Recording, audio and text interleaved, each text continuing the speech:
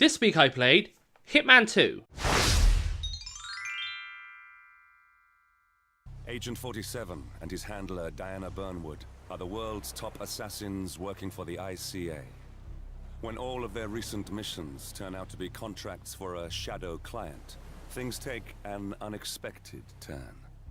All their targets have been operatives in an invisible organization known as Providence. Now this is the second iteration in the modern Hitmen's Hit something games. Because obviously in the past they've made many other games, but they seem to have like redone it because they've gone back to Hitman and now it's Hitman 2 again. But there was a previous Hitman 2. I don't know, the whole thing's confusing. And the story was quite confusing as well. I feel like I should have probably played the first one to understand what was going on. But like in the past I've played maybe just about every Hitman game that's came out, but I never once finished one. And it's not because I didn't really like it. I think it's just I didn't get it. You know, I always really struggled with it. Never really kind of knew what to do. I always just kind of went like got fed up and went all guns blazing, and you'd end up with a crappy score, or just like the game was uncompletable or something. And I don't know. It's just like I guess I didn't play it the way it was supposed to be played, so I didn't really get the maximum amount of enjoyment out of it.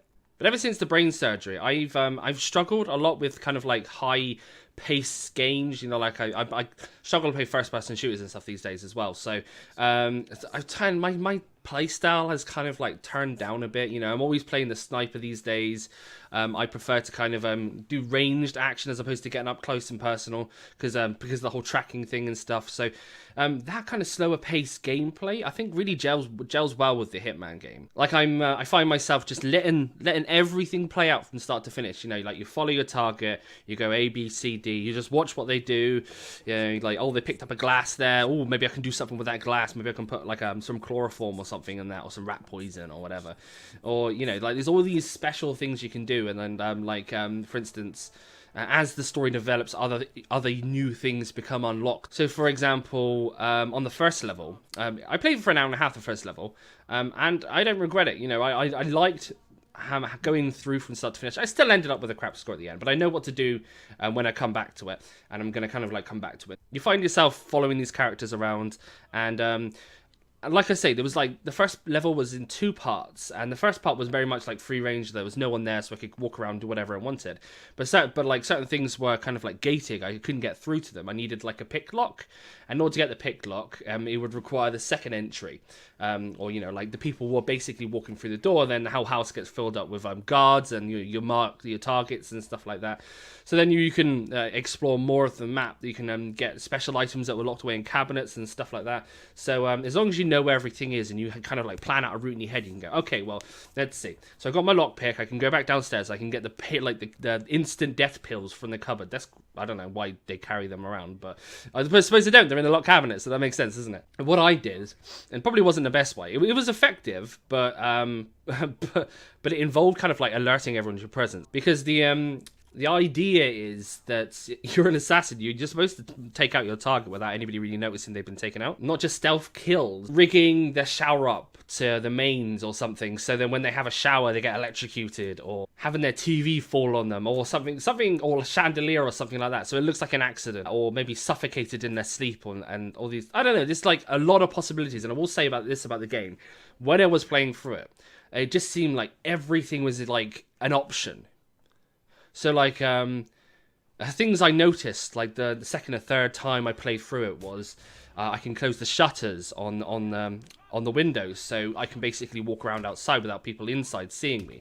But then doing that looks suspicious, because they're like, hang on a minute, I didn't leave the shutters closed when I left the house. Other things like finding hidden entrances, you're not to leave them open, because I'm like, that was suspicious. Definitely didn't leave my secret entrance open. Who even knows how to get into it? So there's a lot of careful things to consideration. The game's quite good at telling you what you should be considering, what might be suspicious. And obviously there's the classic Hitman stuff where you can, take someone's disguise, like walk around, and then some people would notice you, some people won't, so it's quite free. You can knock out guards and then wear a guard's uniform, and for just normal guards, they don't question you, but for like people that are higher up, that actually did the hiring, they know who they hired, they know who works for them, so you have to kind of keep your distance from them so they don't see your face. But yeah, the game gives you freedom and choice, and I like that. Just being able to kind of wander around like, oh, how can we do this devious act? There's a couple of things I tried, and things that don't necessarily work as well. And that's a good trial and error thing. Like, for instance, if they give you a glass on the table, you're like, I bet if I poison that glass, then I'll probably win, right? Well, it's not really that simple, because you need to know who picks up what. Because, like, for instance, a guard might pick up the glass and drink it, and then everyone will like, wait a minute, our guard just died, and then everything goes into panic mode because they know someone's trying to kill someone.